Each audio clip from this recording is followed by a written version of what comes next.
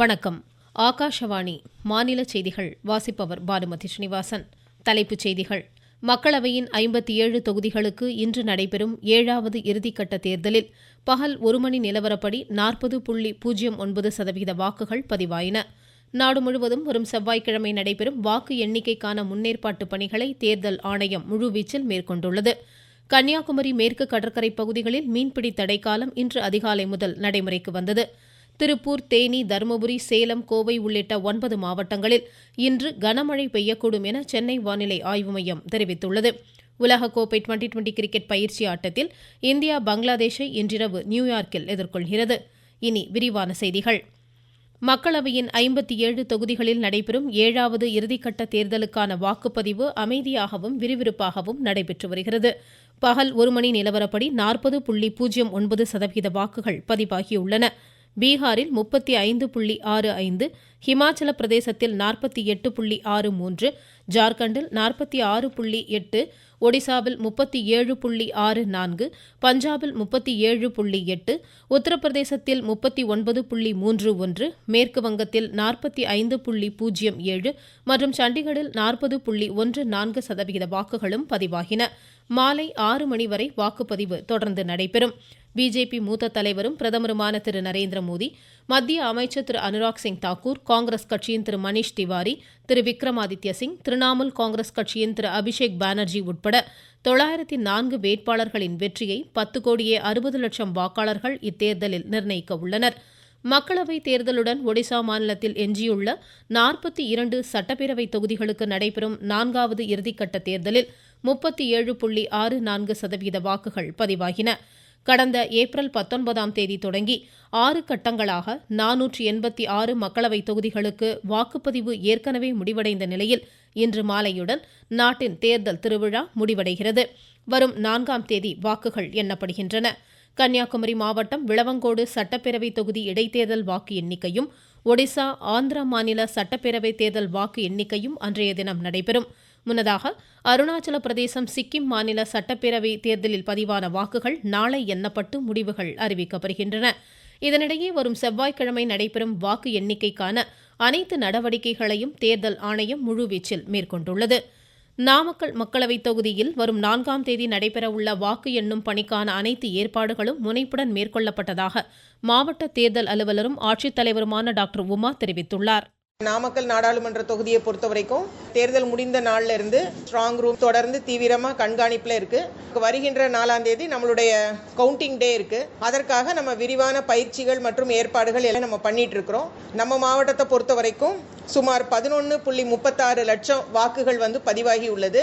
11,373 postal ballot என்று சொல்லக்கூடிய வீட்டில் போய் நம்ம 85 வயதுக்கு மேல உள்ளவங்க 40% இருக்கக்கூடிய மாற்றுத்திறனாளிகளுக்கு கலெக்ட் பண்ணியிருக்கிறோம். கள்ளக்குறிச்சி மாவட்டம் தச்சூர் கிராமத்தில் வாக்குப்பதிவு இயந்திரங்கள் வைக்கப்படும் தமிழ்நாடு அரசு சேமிப்பு கிடங்கை மாவட்ட ஆட்சித்தலைவர் திரு ஸ்ரவன்குமார் ஆய்வு மேற்கொண்டார். இதனிடையே மக்களவைக்கு புதிதாக தேர்ந்தெடுக்கப்பட உள்ள உறுப்பினர்களை வரவேற்பதற்கான அனைத்து விரிவான ஏற்பாடுகளும் மேற்கொள்ளப்பட்டு வருகின்றன. முதல் முறையாக மக்களவை உறுப்பினர்களின் பதிவு டிஜிட்டல் முறையில் மேற்கொள்ளப்பட்டு அனைத்து விவரங்களும் ஒருங்கிணைந்த கணினி மென்பொருள் அடிப்படையில் மேற்கொள்ளப்படும் என மக்களவை செயலகம் தெரிவித்துள்ளது. வரும் 5ஆம் தேதி முதல் 14ஆம் தேதி வரை சனி மற்றும் ஞாயிற்றுக்கிழமைகளிலும் மக்களவை உறுப்பினர் பதிவு பணிகள் மேற்கொள்ளப்படும். சென்னை தாம்பரம் விமானப்படை பயிற்சி மையத்தில் 234 பெண்கள் உட்பட 1983 அக்னி வீர்வாயு வீரர்கள் பயிற்சி நிறைவு அணிவகுப்பு மரியாதையை மத்திய விமானப்படை commander air vice marshal Aman Kapoor இன்று நேரில் ஏற்றுக்கொண்டார். பயிற்சி நிறைவடைந்த இவ்வீரர்கள் பல்வேறு பகுதிகளில் அடுத்த கட்ட பயிற்சிகளை மேற்கொள்ள உள்ளனர். இந்நிகழ்வின் ஒரு பகுதியாக அக்னி வீரர்களின் வீரதீர சாகச நிகழ்வுகள் பார்வையாளர்களை வெகுவாக கவர்ந்தன. வர்த்தக பயன்பாட்டிற்கான சமையல் எரிவாயு சிலிண்டரின் விலை 69 ரூபாய் 50 காசுகள் அளவிற்கு குறைக்கப்பட்டுள்ளது. இதையடுத்து டெல்லியில் வர்த்தக பயன்பாட்டிற்கான சிலிண்டர் ஒன்றின் விலை 1676 ரூபாயாக குறைந்துள்ளது. சென்னையில் ஒரு சிலிண்டரின் விலை 70 ரூபாய் 50 காசுகள் என்ற அளவிற்கு குறைக்கப்பட்டுள்ளது. மேலும் விமான எரிபொருட்களுக்கான விலையும் 6.5% அளவிற்கு குறைக்கப்பட்டுள்ளது. நாட்டில் மின் தேவை மிக உச்சத்தில் இருந்த போதிலும் அனல் மின் ஆலைகளில் நிலக்கரி உற்பத்தி தொடர்ந்து 45 மெட்ரிக் டன் அளவிற்கும் அதிகமாக இருப்பில் உள்ளதாக மத்திய அரசு தெரிவித்துள்ளது. இது சென்ற ஆண்டின் இதே காலத்துடன் ஒப்பிடுகையில் 30% கூடுதலாகும். அடுத்த 19 நாட்களுக்கு தேவையான மின்சார உற்பத்திக்கு இந்நிலக்கரி இருப்பு போதுமானது என்று மத்திய நிலக்கரி அமைச்சகம் தெரிவித்துள்ளது. நீங்கள் கேட்டுக்கொண்டிருப்பது ஆகாஷவாணியின் மாநில செய்தி அறிக்கை. கன்னியாகுமரி மேற்கு கடற்கரை பகுதிகளில் மீன்பிடி தடைக்காலம் இன்று அதிகாலை முதல் நடைமுறைக்கு வந்தது. ஜூலை 31ஆம் தேதி வரை அமலில் இருக்கும் இந்த தடைக்காலத்தை முன்னிட்டு ராஜாக்கமங்கலம், மணக்குடி, முட்டம், குளச்சல், தேங்காய்பட்டினம், கொல்லங்கோடு, நீரோடி கடற்கரை கிராமங்களில் விசைப்படகு மீனவர்கள் கடலுக்கு செல்லவில்லை என எமது செய்தியாளர் தெரிவிக்கிறார். கன்னியாகுமரி மாவட்டத்தின் மேற்கு கடற்கரை பகுதிகளில் மீன்பிடிப்பு தடைக்காலம் நேற்று நள்ளிரவு முதல் தொடங்கியது. குளச்சல் துறைமுகத்தில் விசைப்படகுகள் நங்கூரமிட்டு நிறுத்தப்பட்டுள்ளன. மீன்களின் இனப்பெருக்க பருவ காலத்தில் விசைப்படகுகள் மீன்பிடிப்பதற்கு மத்திய அரசு 60 நாட்கள் தடை விதித்துள்ளது. குமரி மாவட்டத்தில் இந்த தடைக்காலம் 2 பருவ காலங்களாக உள்ளது. கன்னியாகுமரியிலிருந்து குமரன். ஏற்கனவே கன்னியாகுமரி கிழக்கு கடற்கரை பகுதிகளில் கடந்த 15ஆம் தேதியிலிருந்து அமலில் இருக்கும் மீன்பிடி தடைக்காலம் வரும் ஜூன் 15ஆம் தேதி முடிவடைகிறது. இதனிடையே ராமேஸ்வரம் கடற்பகுதிகளில் அதிக குதிரை திறன் கொண்ட என்ஜின் பொருத்தப்பட்டுள்ள மீன்பிடி படகுகளின் உரிமம் ரத்து செய்யப்படும் என மீன்வளத்துறை எச்சரித்துள்ளது. முல்லை பெரியாறு அணையிலிருந்து கம்பம் பள்ளத்தாக்கு முதல் போக சாகுபடிக்காக இன்று தண்ணீர் திறக்கப்பட்டது. 120 நாட்களுக்கு திறக்கப்படும் தண்ணீரின் மூலம் கம்பம் பள்ளத்தாக்கில் உள்ள 14,707 ஏக்கர் நிலம் பாசன வசதி பெறும். யுனெஸ்கோ அந்தஸ்து பெற்ற நீலகிரி மலை ரயில் கேத்தி பள்ளத்தாக்கில் மலைகளுக்குள் தவழ்ந்து செல்லும் வீடியோ பதிவை தெற்கு ரயில்வே வெளியிட்டுள்ளது. இதுகுறித்து எமது செய்தியாளர்.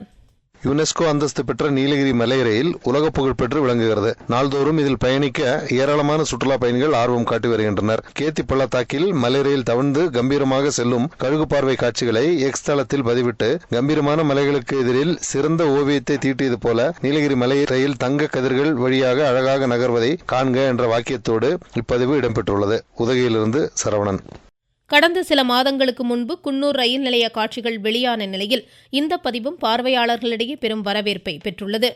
வளிமண்டல கீழடுக்கு சுழற்சி காரணமாக திருப்பூர், திண்டுக்கல், தேனி, கிருஷ்ணகிரி, தர்மபுரி, சேலம், ஈரோடு, நீலகிரி, கோவை ஆகிய 9 மாவட்டங்களில் இன்று கனமழைக்கு வாய்ப்புள்ளதாக சென்னை வானிலை ஆய்வு மையம் தெரிவித்துள்ளது. அதே நேரத்தில் வேலூர், திருப்பத்தூர், திருவண்ணாமலை, கள்ளக்குறிச்சி, பெரம்பலூர், கிருஷ்ணகிரி, தர்மபுரி, சேலம், ஈரோடு, நீலகிரி, கோவை, திருப்பூர், திண்டுக்கல், தேனி ஆகிய மாவட்டங்களில் நாளை கனமழை பெய்யக்கூடும் என்றும் இம்மையம் தெரிவிக்கின்றது.